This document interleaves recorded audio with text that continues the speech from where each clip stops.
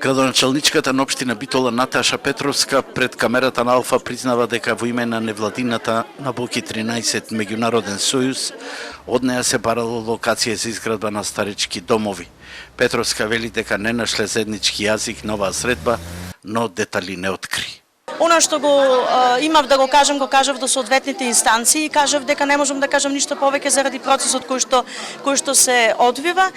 Факт е дека во општина Битола она што го имавме како наша перцепција и наше видување во поглед на она што беше од другата страна понудено како перцепција за постигнување на некои услуги социјални, едноставно не се најдовме да кажам во заеднички во сета таа приказна, а општина Битола секако дека продолжува да ги третира тие проблеми кои што ги тангираат ранливите категории на граѓани, онака како што чини по своите политики. Запрашана дали после тоа имало притисоци кон низе, Петровска одговори негативно. Јас не сум особа никој што дозволува да има посебни притисоци. Ако има притисоци, видете, прашањето на притисок е исто така прашање на перцепција. Значи, дали некој има поголем или помал притисок, пак зависи од личноста. Затоа е нешто што не е мерливо и не би сакала да го категоризирам воопшто.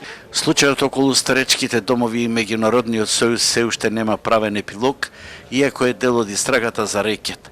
До сега само неколку лица поврзани со оваа организација и за кои се шпекулираше дека се блиски со Боки 13 и наводно биле запознаени за неговите постапки, беа на распит ке Вилма Русковска, градежниот бизнисмен Силјан Мицевски, кој тврди дека дал околу 700.000 евра.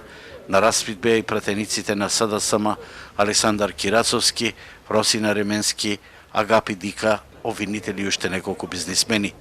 Дека градоначалничката се соочила со притисоци, зборуваше и самиот премиер. Новинарот пак Бранко Геровски, кој отвори аферата Рекет, во еден текст наведе Коки и Кики ја посетиле градоначалничката под псевдоним Трајанка и според пишувањето на Геровски, тоа што го барале би оштетило државата за околу 1 милион евра.